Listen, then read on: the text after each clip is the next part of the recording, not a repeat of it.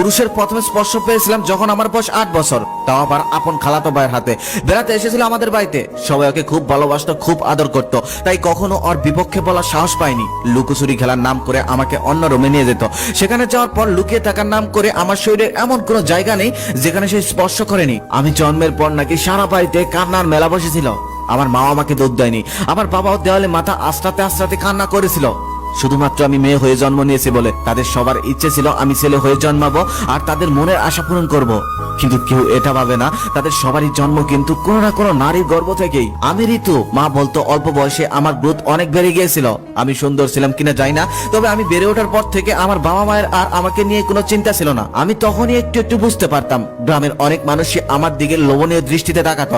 আমি যখন ক্লাস 5-এ উঠলাম, নানা মানুষের নানা কথায়, ঠিক তখনই আমার লেখাপড়ার ইতি ঘটে গেল। যখন আমার বয়স 13 তখন আমার বাবা মারা যায়। সেদিন এতিমকে এসেছিল সবাই সান্ত্বনা দিতে, তার সাথে কিছু চেয়ে নিতে। দূর দূর সম্পর্কে নানার বয়সী মানুষেরাও আমার কাছে এসে আমাকে আদর করার ছলে আমার বুকে হাত দেওয়ার চেষ্টা করেছিল। মা যেদিন আমাকে কাকার কাছে রেখে অন্য কারো ঘরে চলে গেল, সেদিন আমি বুঝেছিলাম এই পৃথিবীতে আমার আর কেউ রইল না। এক রাতে কাকার ছোট্ট ছেলে চুপি চুপি আমার রুমে এসে আমার পাশে বসে আমাকে বলল, ঋতু আপু তোমার কেউ নেই, তাতে কি হয়েছে? আমি তো আছি। সেদিন আমি ওর কথাটা শুনে কান্না করেছিলাম, কারণ বাবা মা চলে যাওয়ার পর কেউ এই কথাটা বলেনি, সবাই শুধু সান্ত্বনাই দিয়েছে। যেহেতু লেখাপড়া করতাম না, তাই কাকার ঘরে সারাদিনের কাজই আমার জন্য হয়ে গেল নিত্যদিনের কাজ।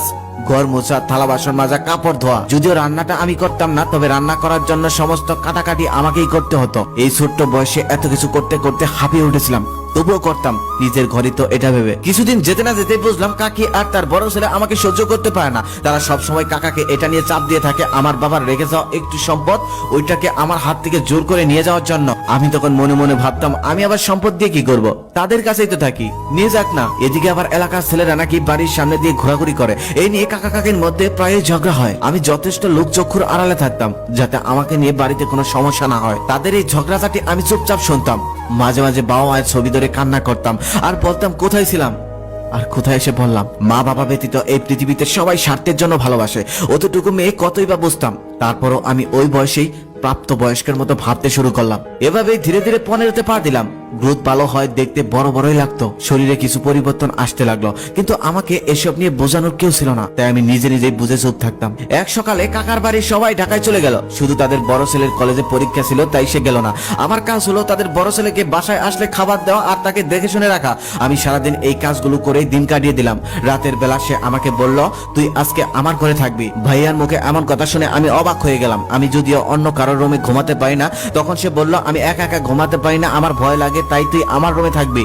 তারপর কোনো উপায় না পেয়ে আমাকে তার রুমে থাকতে হলো। সে বিছানার উপরে ঘুমিয়ে আছে আর আমি ফ্লোরে বিছানা করে ঘুমিয়ে আছি। আমার ঘুম আসছিল না, অনেক গরম ছিল, তারপরও আমি চাদর মুড়ি দিয়ে শুয়েছিলাম। খুব আনইজি লাগছিল, কারণ 17 বছর একটা ছেলের সাথে কখনোই বদ্ধ করে এভাবে ঘুমাইনি। কিছুক্ষণ পর আমি দেখলাম ভাইয়া খাট থেকে নামছে। আমি মনে মনে ভাবলাম হয়তো ওয়ার সময় যাবে, তাই আমি ঘুমের ভান ধরে পড়ে রইলাম। তবে পরক্ষণে আমি অনুভব করলাম আমার কোমরে কারো হাতের স্পর্শ।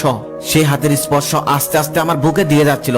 যখন বুক পর্যন্ত চলে আসলো তখন আমি চোখ খুললাম। ঠিক তখনই ভাইয়া মুস্কি হাসি দিয়ে 2 হাত দিয়ে আমার বুকে চেপে ধরলো। আমি তখন পাথর হয়ে গিয়েছিলাম, মনে মনে ভাবছিলাম কি হচ্ছে এসব। আমি না তাকে ভাইয়া বলে ডাকি, সে না আমার বড় ভাই। তখন আমি আরো একবার বুঝলাম এই পৃথিবীতে আমার কেউ নাই।